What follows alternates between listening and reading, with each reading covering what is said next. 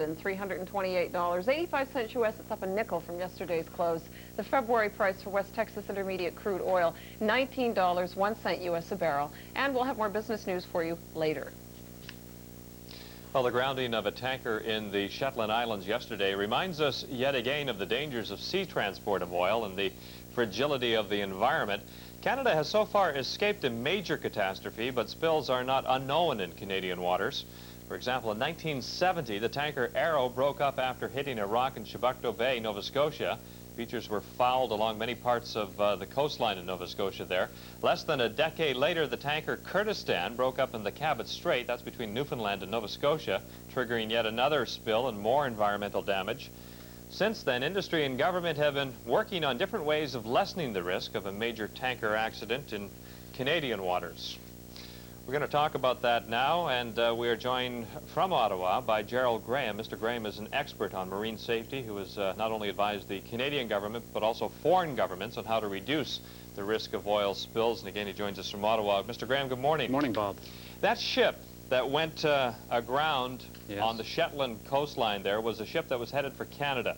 Give us an idea how much tanker traffic we have in Canadian waters. Well, Bob, we have several hundred entries and exits of tankers into Canadian waters each year. Some of them would be from Europe. In fact, in 1988, a similar tanker sank about 400 miles off the coast of Newfoundland. It was headed for Canada. So these ships are regularly coming into our waters, both on the east and west coasts. I think I heard last night that I think a third of all the Alaskan oil comes by ship down along the coast of British Columbia. That's right. There are something like 4 super tankers per day that are coming into the Strait of Juan de Fuca from Alaska, either to Cherry Point or Port Angeles. Now, every time an accident like this happens, there's a lot of discussion about what can be done to prevent another accident from happening in the future. We had a lot of talk about that after the Exxon Valdez, which hit pretty close to home in Alaska. Is there anything that has been put in place in recent years to prevent an accident of this type happening in Canadian waters? Yes, actually, Bob, several measures have been taken. You'll recall that back in '89 there was a significant spill off the west coast, the Nestucca barge. That led to the appointment of the Tanker Safety Panel, which was headed by David Brander Smith, a Vancouver lawyer. There was also a big inquiry in BC headed by David Anderson on tanker safety. And of course, under the Green Plan, the government's response to the Tanker Safety Panel with its 102 recommendations was a several faceted program to prevent spills and to make sure that when they do occur, we have the wherewithal to deal with them. Well, what were some of those main recommendations? You said there's 102. We don't have time to go into all of them, but what were some of the main recommendations, and have they been put in place? Well, one of the main recommendations, Bob, was that double-hulled tankers gradually be phased in over a 7-year period, and that a levy of $2 per ton be imposed on the shipment of all oil in Canadian waters, which would pay for research and development and for cleanup equipment and other measures. But that recommendation for double-hulled tankers, which is again being talked about, is that simply a recommendation, or is there any sort of clout that would require people who build tankers to ensure that they are double-hulled? Well, it would be a recommendation that eventually we would hope would be implemented. There are similar measures being taken internationally, as you know, through the International Maritime Organization. It's difficult for Canada to impose unilateral controls. We have to be somewhat in step with where all countries are going on this matter. That sort of leads me to the next question then. What sort of policing powers does the Canadian government have over tanker traffic in Canadian waters? Well, one measure that Canada can take is to inspect vessels. Along with other port states, Canada has adopted the goal of inspecting 25% of the foreign tankers that come into our waters, and we hope that other countries will also inspect vessels when they come into their ports and we share information with other countries to make sure that every vessel is adequately inspected. It has to be done because in 1987, I believe, a British tanker was coming into Canadian waters, the Doddsland, and it was discovered to be unseaworthy. And so we have beefed up our inspection component, and we hope that you know, ships like this will not run aground.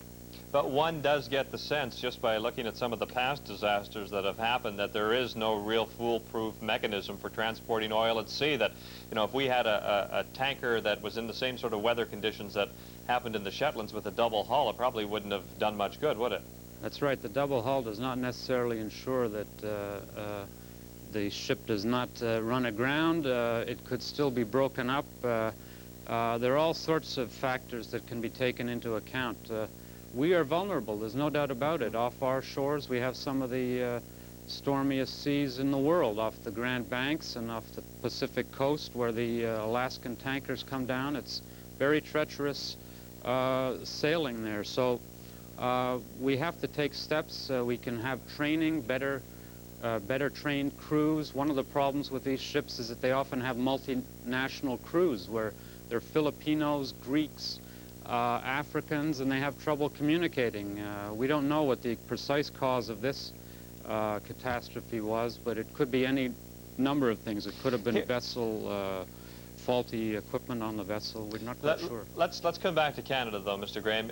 If a catastrophe like this did happen off the west or east coast, how capable are we of dealing with that in terms of cleanup once something like that happened?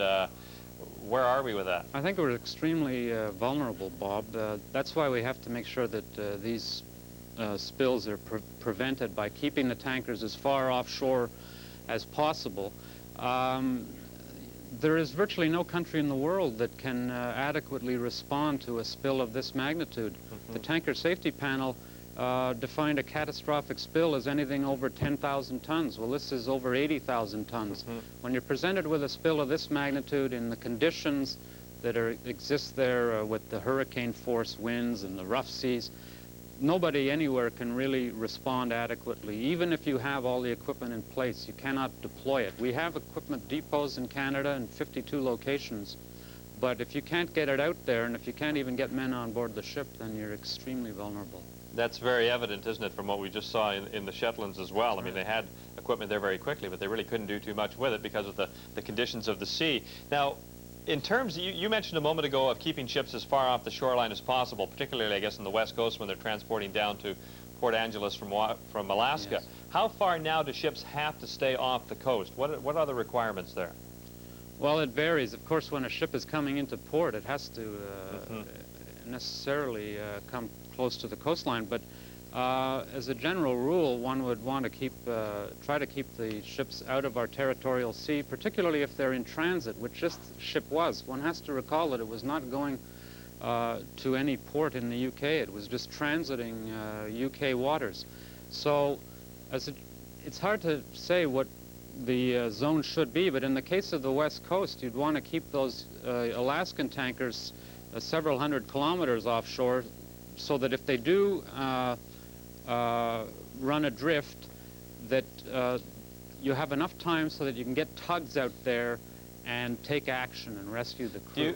Just in the 20 seconds we've got left, do you think it's just a matter of time before we do have a major catastrophe off our coastline?